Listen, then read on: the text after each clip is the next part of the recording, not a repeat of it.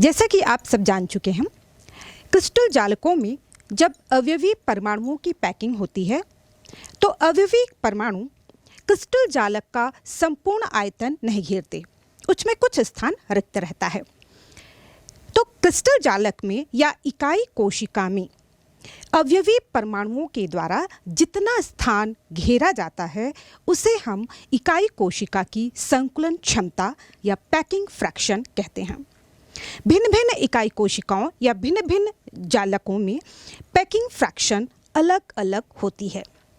आज हम घनीय जालक तंत्र में इसकी जो 3 इकाइयां हैं, यानी कि सरल घनीय, फलक केंद्रीय घनीय तथा अंतः केंद्रीय घनीय, इन तीनों की संकुलन क्षमता को जानेंगे। संकुलन क्षमता जानने के लिए हम सबसे पहले शुरू करते हैं सरल घनीय जालक तंत्र से, यानी कि SCC से।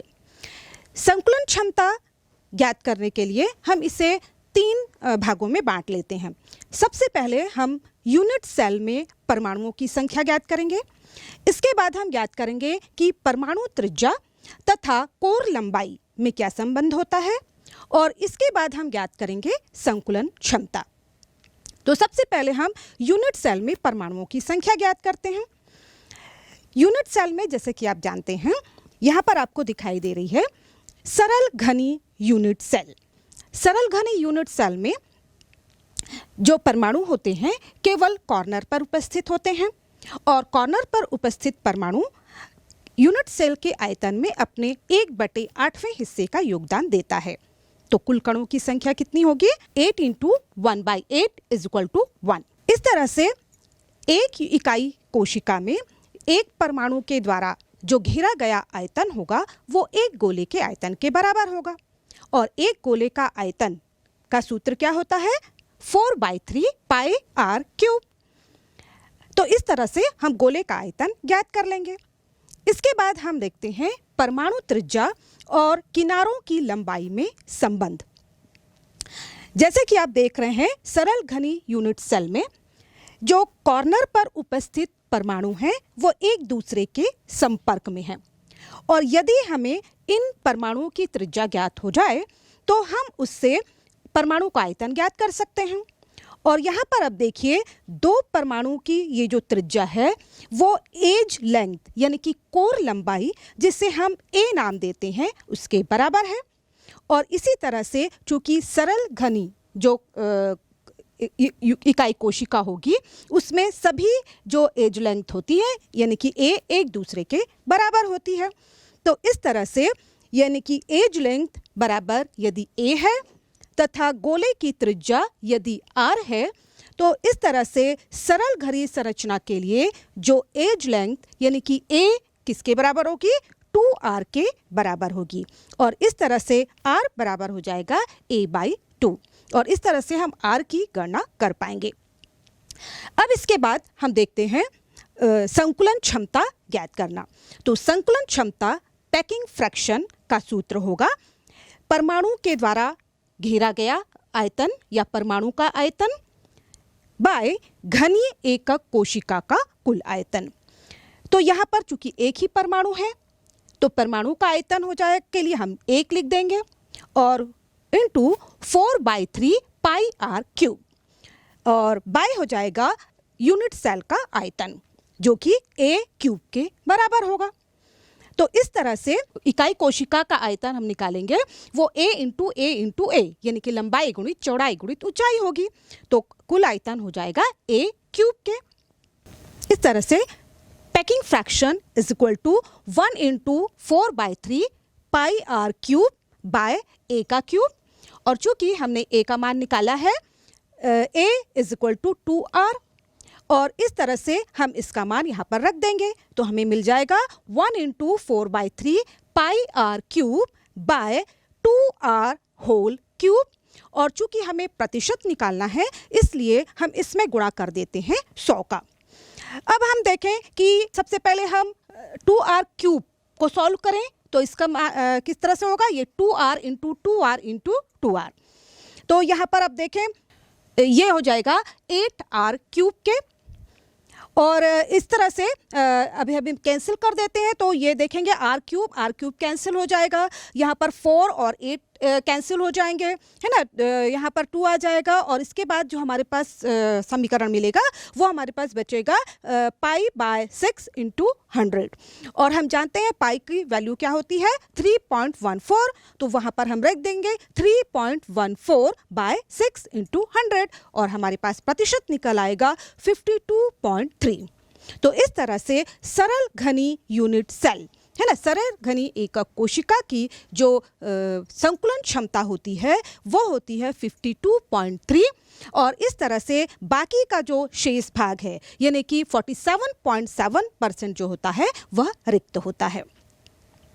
अब हम देखते हैं फलक केंद्री घनी जालक यानी कि FCC संरचना की संकुलन क्षमता। FCC संरचना की संकुलन क्षमता के लिए सबसे पहले हम यूनिट सेल में अणुओं की संख्या की गणना करते हैं। अब हम जानते हैं जैसे कि आप देख रहे हैं ये फलक केंद्री यूनिट सेल में जो कण हैं वो कोनों पर उपस्थित रहते हैं और साथ ही साथ प्रत्येक फलक पर उपस्थित रहते हैं। यदि हम यहाँ पर कुल कण गिने तो ये हो जाएगा 8 × 1/8 = 1 जो कि कोनों के कणों की संख्या होगी और साथ ही जो फेस पर उपस्थित है फलक पर उपस्थित गोले हैं उनके लिए हो जाएगा 6 × 1/2 = 3 यानी कि कुल गोलों की या परमाणुओं की संख्या हो गई 4। अब हम ज्ञात करते हैं फलक केंद्री घनी जालक सिस्टम के लिए परमाणु त्रिज्या और ए यानी कि एज लेंथ में संबंध, किनारों में क्या संबंध होगा। तो यहाँ पर हम एक फलक ले लेते हैं, ये फलक है ABCD। अब आप देख पा रहे हैं कि यहाँ पर जो कॉर्नर पर उपस्थित परमाणु हैं वो मध्य में उपस्थित फलक पर उपस्थित जो परमाणु हैं उनके संपर्क में है और इसलिए हमें यहाँ पर A से लेकर C तक की जो दूरी है ये हमें लंबाई है पता करनी होगी। और आप देख रहे हैं कि AC की जो लंबाई है ये एक कॉर्नर वाले गोले के त्रिज्या प्लस बीच वाले जो गोले के पूरे व्यास यानी कि 2r और किनारे वाले गोले की त्रिज्या के बराबर है यानी कि AC आपकी जिसे हम B नाम दे देते हैं क्योंकि आपकी बाकी के जो AB और BC इनकी लंबाई जो कोर लंबाई है वो A के बराबर है तो AC को हम B नाम दे देते हैं। तो यहाँ पर देखिए जो B होगी वो 4r के बराबर होगी जबकि दोनों A जो हैं वो 2r के बराबर होंगे। इस तरह से अब हम यहाँ पर AC की लंबाई ज्ञात करते हैं और AC की लंबाई ज्ञात करने के लिए हमें चूंकि एक समकोण बनाना होगा क्योंकि ये क्या है यह फलक पर उपस्थित विकर्ण है और विकर्ण की लंबाई ज्ञात करने के लिए हमें पाइथागोरस प्रमेय का उपयोग करना होगा जिसमें हम इस तरह से एक समकोण त्रिभुज बना लेते हैं। अब समकोण त्रिभुज ABC में हम यदि AC² बराबर लें तो ये किसके बराबर हो जाएगा AB के स्क्वायर के और प्लस BC के स्क्वायर के। तो इस तरह से यदि हम AC² को AC को हमने B माना है तो ये हो जाएगा B² = A² + A² या जिसे हम लिख सकते हैं B² = 2A² या B = हो जाएगा √2 × A। और इस तरह से चूंकि हमने निकाला है B = 4r तो यहाँ पर हम लिख देंगे B की जगह पर 4r और ये हो जाएगा √2A। तो इस तरह से यहाँ पर भी हमने r की वैल्यू यहाँ पर और इस तरह से A यदि हम लें तो ये निकाल लेंगे A बराबर हो जाएगा 4r/√2। तो यहाँ पर भी हमने A की वैल्यू निकाल ली है। अब इसके बाद हम पैकिंग फ्रैक्शन के सूत्र में इसको रखकर पैकिंग फ्रैक्शन ज्ञात करेंगे और इस तरह से फलक केंद्रित घनी कोशिका की जो संपूर्ण आयतन होगा यानी कि A³ ये किसके बराबर होगा A³ बराबर होगा 4i/√2 का होल क्यूब और जिसे हम सॉल्व करेंगे तो मिल जाएगा हमें 64r³/2√2 और इस मान को हम पैकिंग फ्रैक्शन में रखकर पैकिंग क्षमता निकाल सकते हैं। तो इस तरह से इसको हम रखते हैं। तो PF इज इक्वल टू होगा, चूंकि यहाँ पर फलक केंद्रीय घनी जालक में कणों की संख्या 4 होती है और इसलिए हमें 4 गोलों का आयतन निकालना होगा। तो इस तरह से हम पैकिंग फ्रैक्शन में लिखेंगे 4 × 4/3 पाई r cube bye a cube into 100। हम a क्यूब का मान रख देते हैं। तो यहाँ पर हमें मिल जाएगा 4 × 4/3 पाई r cube bye 64 r cube bye 2√2 और 2√2 चूंकि नीचे है ये ऊपर चला जाएगा और यहाँ हो जाएगा इंटू 100। अब यहाँ पर हम देखें कि कौन कौन सी चीज़ें एक दूसरे से कैंसिल हो जाती हैं। तो यहाँ पर हम देखें R3 कैंसिल हो जाएगा, उसके बाद 4 से 64 भी कैंसिल हो जाएगा, है ना, और यहाँ पर 2 से भी 8 कैंसिल हो जाएगा। और इस तरह से जब हम कैंसिल कर लेंगे तो हमारे पास जो वैल्यू मिलेगी वो हो जाएगी √2 × पाई बाय 6 × 100। अब यहाँ पर √2 और पाई की वैल्यू हम रख देते हैं। तो √2 की वैल्यू होती है 1.414 और यहाँ पर पाई की वैल्यू होती है 3.14। तो यहाँ पर वैल्यू रख देते हैं हम। तो ये हो जाएगा 1.414 × 3.14 बाय 6 × 100 और इसको सॉल्व करेंगे तो हमको मिलेगा 74%। तो इस तरह से जो फलक केंद्रीय घनी कोशिका होती है उसकी पैकिंग फ्रैक्शन मिलती है 74%। अब इसके बाद हम निकालते हैं अंतः केंद्रीय घनी जालक यानी कि BCC में की संकुलन क्षमता कैसी होती है। तो इसके लिए भी सबसे पहले हम निकालेंगे यूनिट सेल में कणों की संख्या। आप जानते हैं कि जो अंतः केंद्रीय घनी सेल होता है उसमें कॉर्नर पर उपस्थित होने के साथ ही साथ जो एक परमाणु होता है वह यूनिट सेल के केंद्र पर उपस्थित होता है। तो यानी कि जो कुल कणों की संख्या हो जाती है 8 × 1/8 इज इक्वल टू 1 और जो बॉडी के सेंटर में उपस्थित एक कण है तो उसमें 1 + 1 इज इक्वल टू 2। तो यहाँ पर जो गोलों के द्वारा घेरा गया आयतन होगा वो 2 गोले के आयतन के बराबर होगा। अब इसके बाद हम निकालते हैं परमाणु त्रिज्या तथा एज लेंथ में संबंध। तो जैसे कि यहाँ पर आप देख रहे हैं एक अंतः केंद्रीय घनी कोशिका की संरचना। यहाँ पर आप देखते हैं कि जो अंतः केंद्रीय घनी कोशिका होती है उसमें जो कॉर्नर के एटम होते हैं एक दूसरे के संपर्क में नहीं होते, लेकिन ये जो बॉडी सेंटर पर जो उपस्थित परमाणु होता है उसके संपर्क में होते हैं।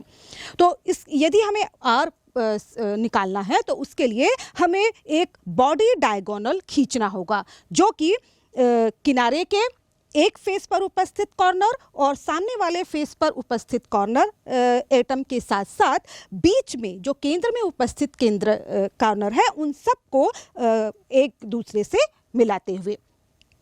और इस तरह से हम देखेंगे कि ये जो हमें यदि हम यहाँ पर 2 फेस ले लें ABCD और पीछे वाला फेस ले लें EFGH, तो ये दोनों में जो कॉर्नर होगा वो A पॉइंट पर आपको दिखाई दे रहा है, जो दूसरा गोला होगा कॉर्नर का वो F पॉइंट पर उपस्थित है यानी कि सामने वाले फेस पर उपस्थित है, जबकि बीच वाला जो परमाणु होगा वह मध्य में उपस्थित है। अब हम यहाँ पर A से लेकर F तक एक जो लंबाई खींचते हैं तो वो यहाँ पर काय विकर्ण या फिर जिसे हम बॉडी डायगोनल कहेंगे वो प्राप्त होती है।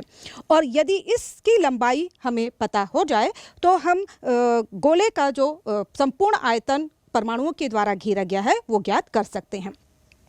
तो यहाँ पर आप देखेंगे कि इसका जो AF की लंबाई होगी, यहाँ पर भी देखें तो ये 1R कॉर्नर वाले गोले के, बीच वाले का 2R और जो फिर से कॉर्नर वाला जो गोला है उसके R के योग के बराबर होगी, यानी कि यहाँ पर भी ये 4R के बराबर होगी।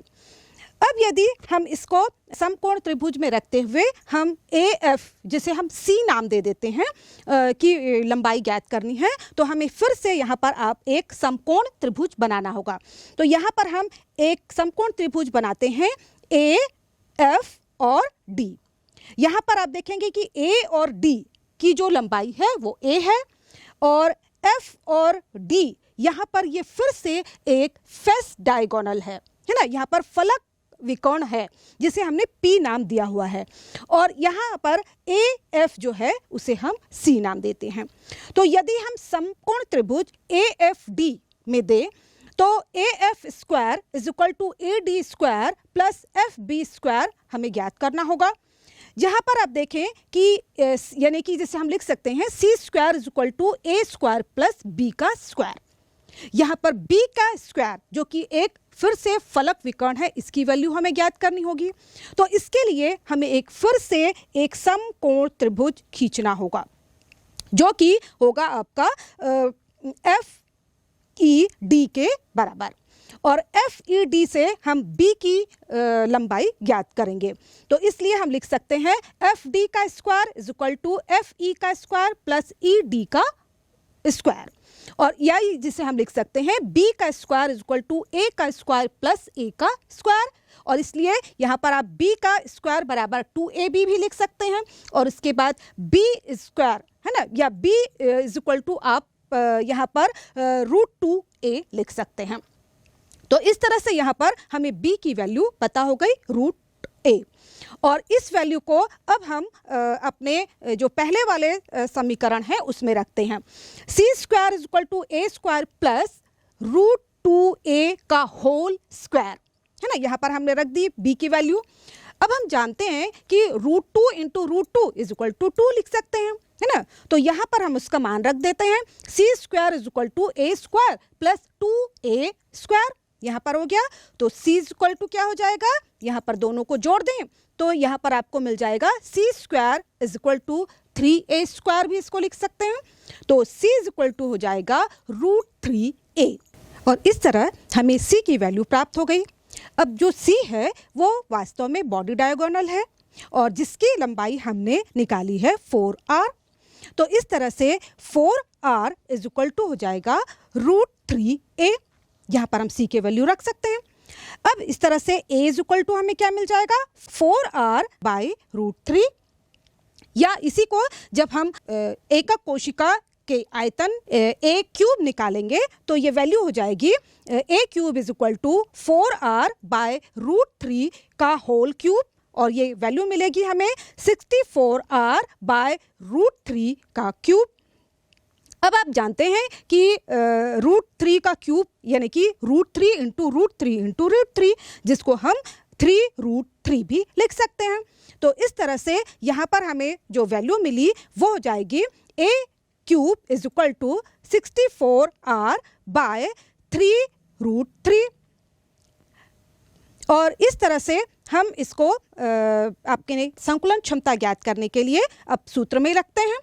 क्योंकि यहाँ पर अंतः केंद्रीय घनी कोशिका में कणों की संख्या 2 होती है, तो यहाँ पर हम लिखेंगे 2 गुणित गोलों के द्वारा घेरा गया कुल आयतन बटे, या इसमें लिखेंगे कुल इकाई कोशिका का आयतन, और यहाँ पर हम सभी वैल्यू रख देंगे। तो यहाँ पर हो जाएगा 2 into 4 by 3 pi R cube by 64R by 3√3 का होल क्यूब, और इस तरह से ये इंटू, इसमें क्योंकि हमें परसेंट निकालना है तो हम कर देंगे इंटू 100।